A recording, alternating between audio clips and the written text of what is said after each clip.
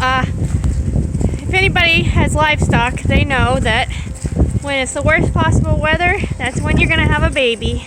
And we have first snow, and this guy's being a nut because he wants to go in there. Let's see here. But fortunately I had all the moms separated for the most part. So now I'm going in to get her comfortable and hopefully film some of the baby being born. The mama shed. It's not fancy or anything. It's just a room and extra room that we turned into a mama shed.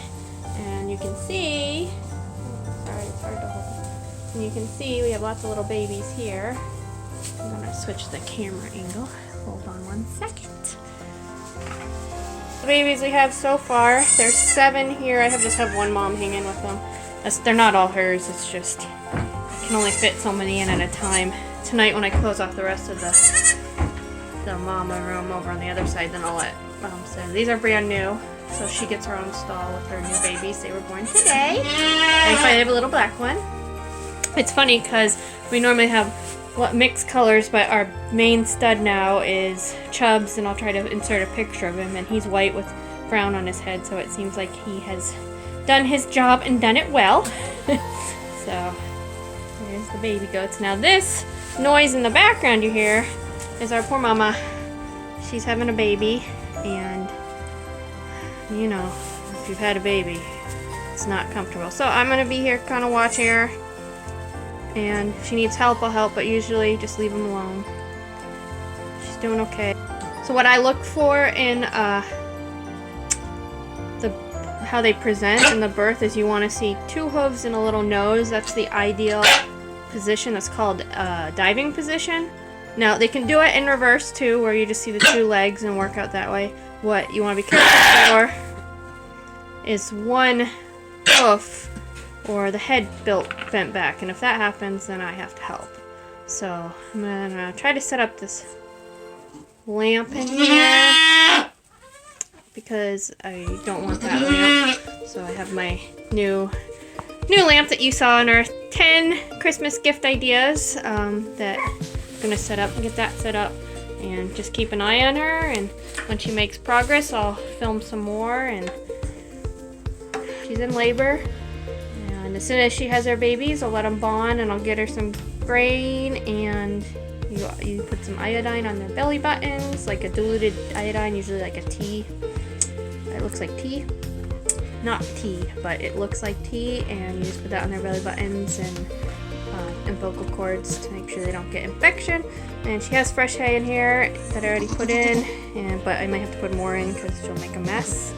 And then just let her have time to bond. I have the light up. I still want to anchor it in one more spot, but it's anchored up there, so that's nice. It'll add some extra heat for when they're born, help them dry off. The thing here is you kind of watch for half an hour. If in a half an hour she hasn't had success in this type of active labor, that's when I'll step in, and then I'll try to but I usually don't have to. It always seems like you do when you're watching them, so you really have to try to like pull yourself back and be like, she can do this, she can do this. But I'm just gonna hang with her, see how it goes. I end up having to help. It was presented right, but I gotta check on him and try to get him breathing a little better than he is. He's big. She needed help. Pulled his legs, and when she would push, I would pull, and we got him out. But now I just gotta make sure he's breathing. He's a little bit in between state. Get my goat bag, and what I keep in here are all sorts of stuff for injury. It's their first aid kit, but this too for birth, and then syringes and whatever if I have to administer medicine, first aid kits, all sorts of stuff in here. So this is my goat bag, so I can. So Nate, go grab that for me. Grab it. I have what I need. I'm gonna try to syringe out this guy's mouth. Let me get some more gloves. He's doing okay. His tongue was pretty swollen, so it may have been in the tube for a while, and I think she's a first timer. So, and he's big, not too big. It wouldn't like not hurting her too big, but he's still big. So for a first timer, anybody who's had a big baby knows it's a little rough on everybody. So I'm gonna get these gloves on. Hold on one second.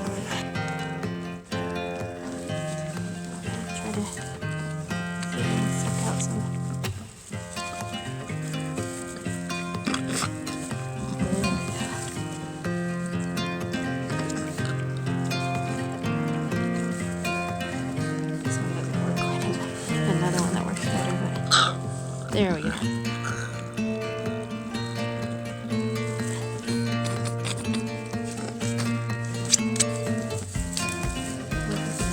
Definitely doing better than I didn't think it was gonna make it for a second here.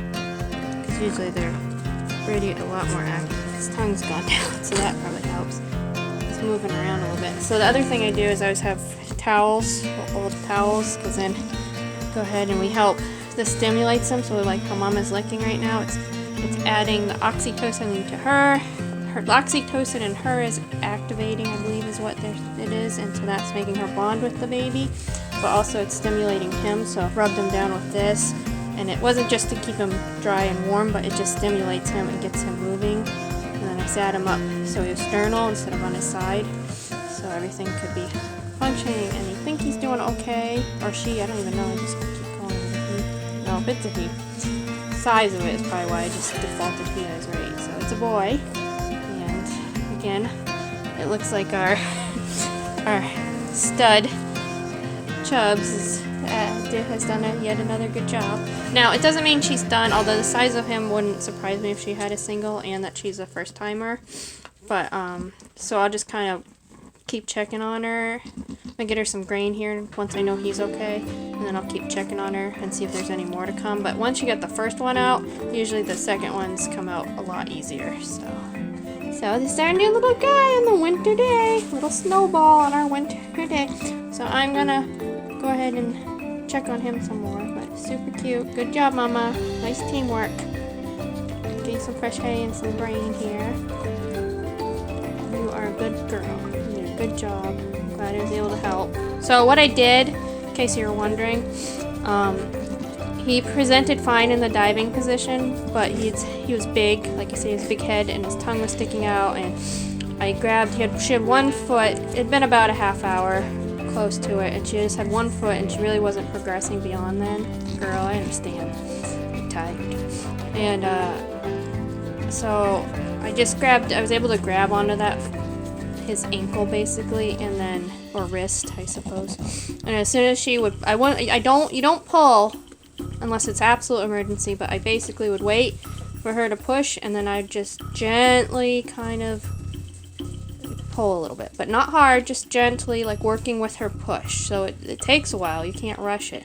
And then once you can get that head through, the feet and the head through, then obviously it's easy from there, you know. He's trying to nurse. He hasn't tried to stand up yet, but he's trying to nurse. I kind of snuck him some colostrum just to be on the safe side, since it seemed a little bit out of energy. So I kind of gave him some finger licks of it, and now he seems interested. So I'll check back on him in a little bit. Mom has some grain, some hay, fresh hay.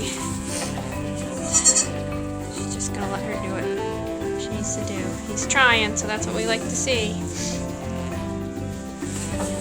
These little knuckleheads have run around. I closed all the other moms up, and she's eating. I'm gonna check her bag later. She's kind of not letting them nurse, but then again, it's triplets, so give the girl a break, especially if they're biting her. So I just held her for a sec so they could nurse, and I think they're getting it. I just wanted to make sure because it's cold and it's nighttime. The other two have been with their mom all day, and so now they let their mom out, and they're just napping, but they have access to all the mamas through here. I just leave this door open a little bit, and then there's a gate right here, so they can sneak in and out to moms. These are all either moms who've had babies, moms who are gonna have babies, and then just a few extras that snuck in. Dory is one of them. She has a huge bag, but she is just waiting, probably for tonight. So, like I said, not all of these are expecting, but because a few of them snuck in, and they're children of some of the moms who are expecting, they snuck in, and that's fine. It makes them happy. So these ones are the ones that are gonna have babies, and then there's two moms that already did have babies out there. But otherwise, yeah, so they're all closed in. I shut that door, so this will warm up in here sooner than later. And they have fresh hay. They knocked most of it out of the feeder, so but they've had 3 bales of hay, so I feel bad for them. And they just all got some grain, so now I gotta take care of everybody else out there who's not pregnant. And then I'll check back on Mom in a little bit. See how this guy's doing. Oh, he's crying. That's good. That means he's getting stuff out of his lungs. So, she hasn't had another one. I'll check back to see if her placenta drops. Usually it does. But she hasn't had another one, and she doesn't seem to be showing me any interest in getting down and having another one. So, if she does, I'd be surprised by that. And I, honestly, like I said, she's a first timer, I believe, and then also he's awfully big compared to normally comes out, so usually if they're that big, that meant there was only one and they're growing. So that's good. I always like when there's just one for a first timer. I think that's more than enough. Because this girl, she's got 3, and I'm gonna have to keep an eye on her just to make sure she's getting them enough milk.